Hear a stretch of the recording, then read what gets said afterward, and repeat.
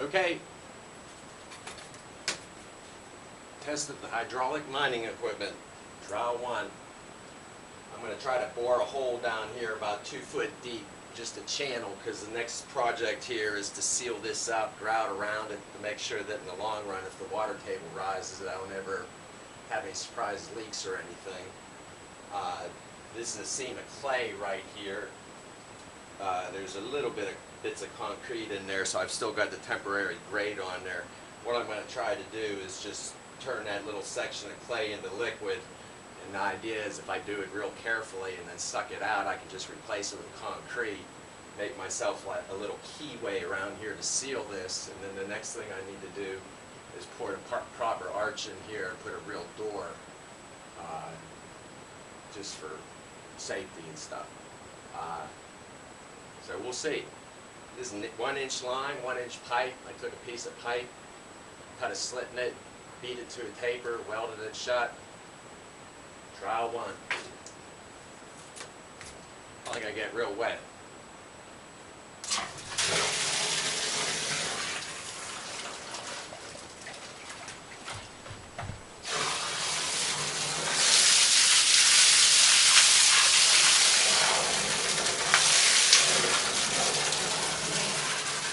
That's a lot of water, but I might make another one for to increase the pressure.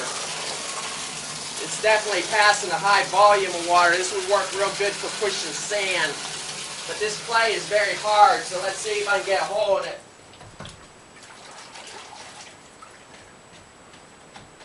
This is right at the edge of where I poured the very first floor in here. I actually added about 18 inches of concrete. It's kind of overkill.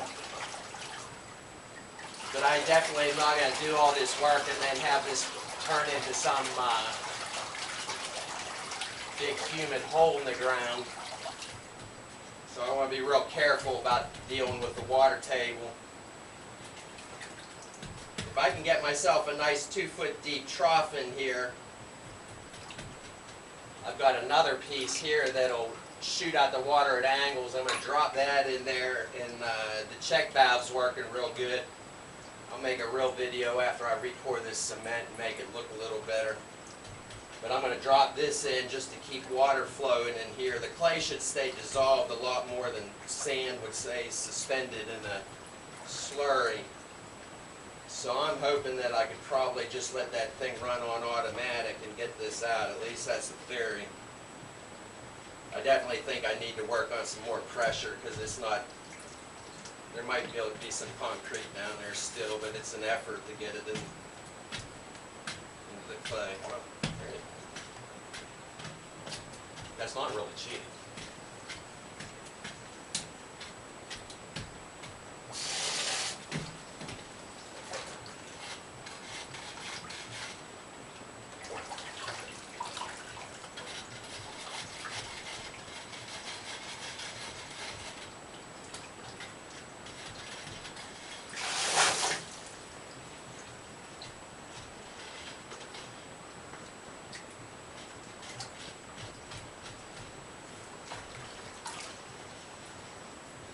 That must be a previous hole. It went down so easy.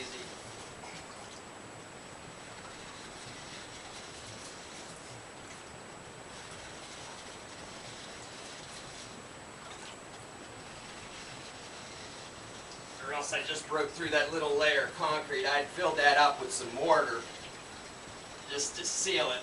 Yeah, I broke through. This definitely has plenty of pressure. Because I could bust the mortar up easy with a sledgehammer, which I did already. But I think there was still a layer. There's actually a form board down there. I was hoping if it suddenly came popping loose.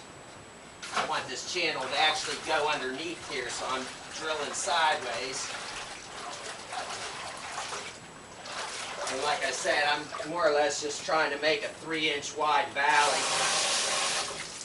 I was going to get wet,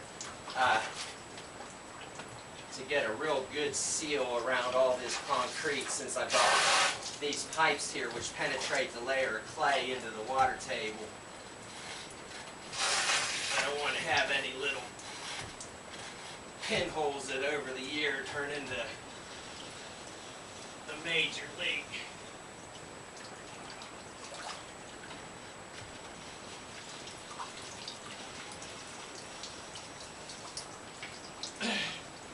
That's an easy 2 foot into the clay, and I can tell you that would take me an hour and have sore shoulders with a post hole digger.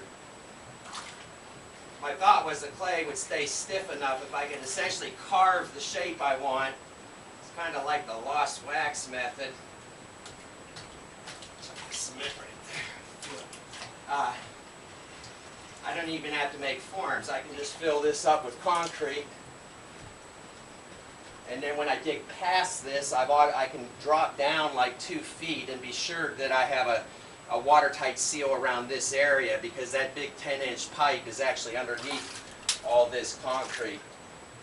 I got it filled about 15 feet down through the layer of clay with concrete, but I believe in redundancy. This works pretty good.